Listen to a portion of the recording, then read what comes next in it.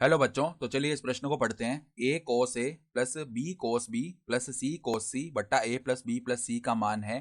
तो यहाँ पर देखो चारों विकल्पों में से हमें सही विकल्प का चयन करना है। ठीक है, तो प्रश्न में आगे बढ़ने से पहले इस प्रश्न से संबंधित जो मुख्य उदाहरण है उसकी हम चर्चा कर लेते हैं। ठीक है, तो देखो किसी त्रिभुज में, यहाँ पर देखो हमें क्या क्या पता होना चाहिए। किसी त्रिभुज में हम जानते हैं ज्या नियम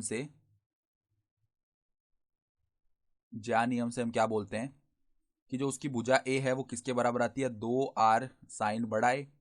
फिर उसकी भुजा जो बी है ना वो किसके बराबर आती है, 2r साइन बी। फिर जो भुजा सी है वो किसके बराबर आती है, 2r साइन सी। ठीक है, और त्रिभुज देखो इस प्रकार का आ रहा होगा। तो जो भुजाएं हैं ना उनको हम छोटे अक्षरों से दर्शाते हैं, यानी ए बी सी। अब जो ए के सामने वाला कोण है ना वो बड़ा ए होता है, सी के सामने वाला कोण बड़ा सी होता है, और बी के सामने वाला कोण ये बड़ा बी होता है। ठीक है, तो इस प्रकार का कोई त्रिभुज होगा। तो ये तो हो गया ज्या नियम।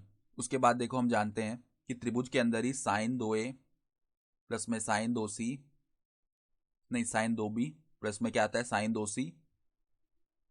इसका जो मान है ना वो किसके बराबर आता है, 4 sine A sine B sine सी। सही है, तो एक तो हम ये जानते हैं।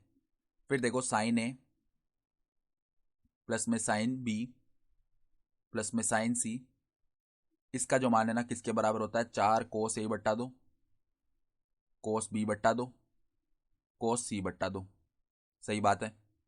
उसके बाद देखो हम ये भी जानते हैं कि आर जो है ना, छोटा आर, उसका मान किसके बराबर होता है, 4r साइन ए बट्टा 2 को मतलब साइन बी बट्टा 2 और साइन सी बट्टा 2। ठीक है, तो अब देखो ये सभी मान हमारे काम में आने वाले हैं। हमारे पास में देखो पद क्या है, ए कोस ए प्लस में बी, फिर क्या है कोस बी प्लस में सी कोस सी, और बट्टा में क्या है ए प्लस बी प्लस सी है ना। तो पहले तो हम क्या करते हैं, देखो छोटे ए का मान रख दिया जो कि क्या है, ज्या नियम से 2r साइन है। तो 2r साइन ए कोस ए प्लस में क्या आ जाएगा, देखो 2r sine B cos B आ जाएगा, प्लस में देखो 2r साइन सी और यहाँ पर कोस सी आ जाएगा। बट्टा में क्या है, देखो ए का मान क्या है, 2r 2r हमारे पास में क्या है साइन ए प्लस में 2r साइन बी प्लस में क्या है 2r साइन सी। तो 2r तो क्या है, अंश व हर से उभयनिष्ठ आके आपस में शून्य हो जाएगा। ठीक है, तो हमारे पास देखो ऊपर क्या क्या बच जाएगा। एक तो हमारे पास देखो ऊपर तो एक पद तो बच गया, साइन ए कोस ए प्लस में साइन बी कोस बी। ठीक है, तो हम क्या करते हैं, देखो प्लस में क्या आ जाएगा, साइन सी कोस सी। ठीक है, तो हमने क्या किया, देखो ऊपर 2 से गुणा कर लिया और नीचे भी, मतलब 2r तो पहले आपस में विभाजित हो गए, और हम 2 को उभयनिष्ठ ले लेते हैं और अंदर क्या आ जाएगा, साइन ए प्लस में साइन बी प्लस में साइन सी। ठीक है, तो ऐसा करने से क्या होगा, देखो ऐसा करने से हम 2 साइन ए कोस ए को क्या लिख सकते हैं, साइन 2 लिख सकते हैं, प्लस में 2 साइन बी कोस बी को साइन 2 भी लिख सकते हैं, प्लस में 2 साइन सी कोस सी को साइन 2 सी लिख सकते हैं।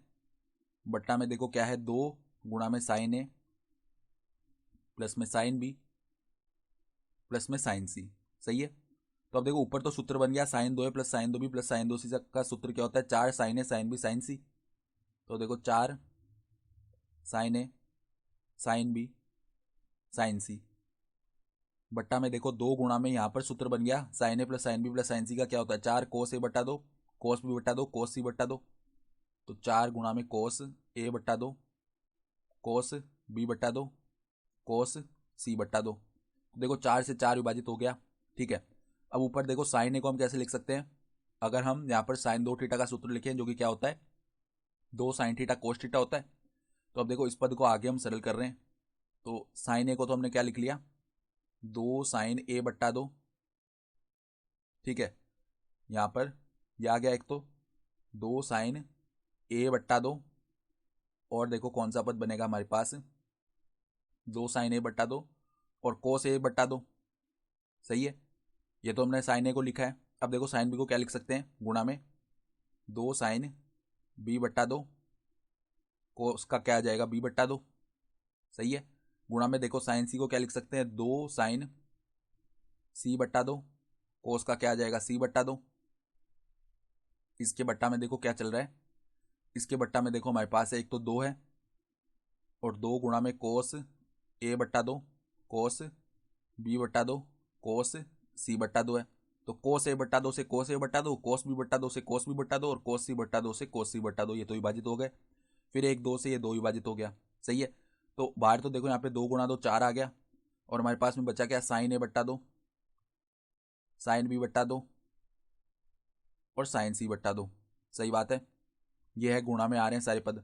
तो अब देखो हमने लिखा था कि छोटे आर का मान क्या होता है, 4 साइन ए बट्टा 2, साइन बी बट्टा 2, साइन सी बट्टा 2। तो अगर हम यहाँ से 4 साइन ए बट्टा 2, साइन बी बट्टा 2, साइन सी बट्टा 2 का मान निकालेंगे तो आर बट्टा में बड़ा आर आ जाएगा, यानी इसका मान हम क्या लिख सकते हैं, आर बट्टा में बड़ा आर। तो अगर हम विकल्प देखें ना तो हमारे पास में विकल्प बी जो है ना वो सही विकल्प आ जाएगा, ठीक है। तो आशा करता हूँ कि आपको ये प्रश्न समझ में आया होगा। धन्यवाद।